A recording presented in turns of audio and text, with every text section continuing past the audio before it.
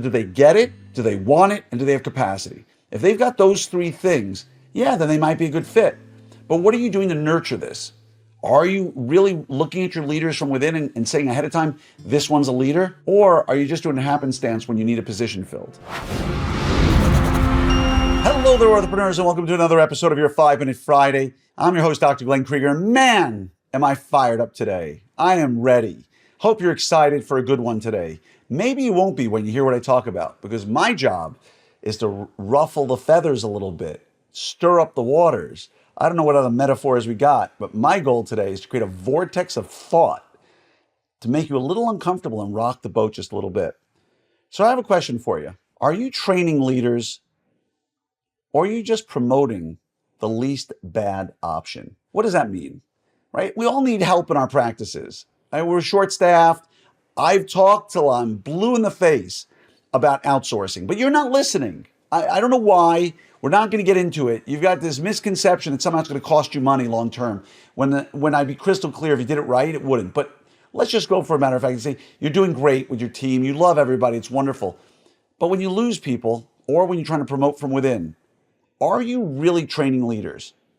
Or your TC decides she's moving away. Maybe her spouse got a job somewhere else. Maybe she wants to move to another part of the country. Maybe there's family reasons.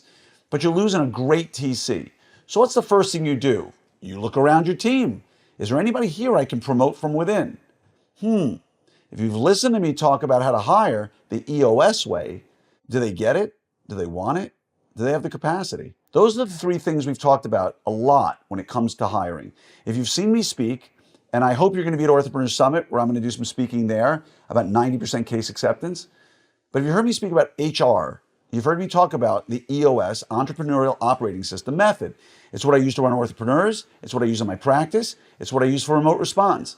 Right? It creates stability as an operating system like you cannot believe. It is not a program. It is not software. It's a thought process. It's a frame of mind. And in the EOS approach, pioneered by Gino Wickman in his book Traction, if you want to go read a great book, one of the components, aside from core value alignment, is do they get it, do they want it, and do they have the capacity for the job you're offering? So your TC leaves, you've got an assistant in the wings, a great assistant, you love her to death. And you say, maybe, just maybe, I can avoid the need to have to find somebody from outside, because TC is a way more challenging and important job than being a clinical assistant, because clinical assistants, I train from scratch. We're going to get into that another time. I think Joanne would be great. I think she'd be wonderful as a TC. Hey, Joanne, you want to be TC? Sure. She doesn't want to let you down, makes a little bit more money. She's excited. 6 months later, Joanne is gone. Maybe 6 months, maybe 3 months, maybe a month, maybe 2 weeks. Why? Because you didn't ask yourself the question, does Joanne get it? Does she really understand what the job is about? Even if she comes to you and says, I want to be TC now that so-and-so is gone, does she get it? Does she really understand what a TC does? Or does she just see somebody go in a room dressed in nice clothing in many offices, talk to a patient, and get accolades for hitting goal? Right? Does she get it? Does she want it? Meaning, does she really want TC, or does she want the idea of TC? Does she want to get out of clinic and dress up in different clothes and sit in a room without suctioning spit and bending wires?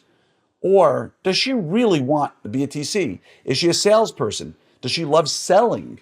Does she love talking to people and getting them down their path towards a beautiful smile that way? And does she have the capacity? Is she going to be there every single day? Right? Capacity isn't just mental capacity. Mental capacity is a little different, right? That has to be part of it. Are they smart enough to be a TC? Do they understand numbers well enough to be a TC? Can they type notes effectively to be a TC? Can they do follow-up on the phone and all the stuff that has to happen with TC, right? That's capacity. Do they have anything that could keep them from coming in the office on a regular basis and staying till the end of the day? TC is one of the first ones there and one of the last ones to leave, right? All of these are capacity. So do they get it? Do they want it? And do they have capacity? If they've got those three things, yeah, then they might be a good fit. But what are you doing to nurture this? Are you really looking at your leaders from within and saying ahead of time, this one's a leader? Or are you just doing a happenstance when you need a position filled? So you need to start thinking about what's your minor league system look like, right? Do you have a minor league system? Do you work people through the troubles and challenges they have to make them better people, to make them better leaders? Or do they show up, they do ortho, and they're gone? And you never have a discussion with them about life, about betterment. You never buy them a book or an audiobook or talk about those things.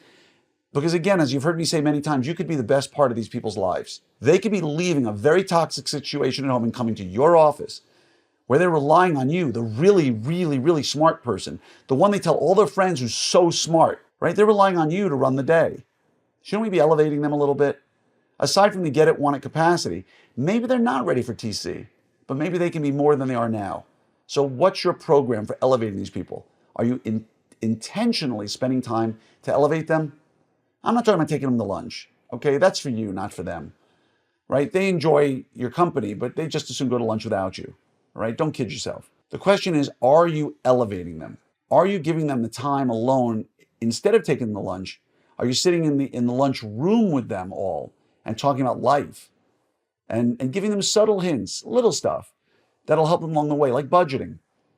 I know offices that have done the Dave Ramsey budgeting program together with their team and their spouses because they want to make them better. So again, what are you doing? And I'll ask you that original question. Are you training leaders? Are you elevating the least bad option? Think about that for a bit.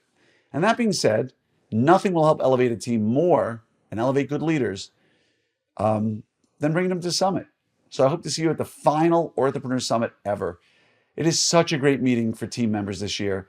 With the tracks we have and the speakers we've got, we're going to go out with a bang on top. Best meeting ever in Ortho so far. There'll be others I'll put together. It won't be a summit, but this will be a great one for your team to come to. Come to opsummit2025.com. Sign up now. Much love to each and every one of you and wishing you all a wonderful day.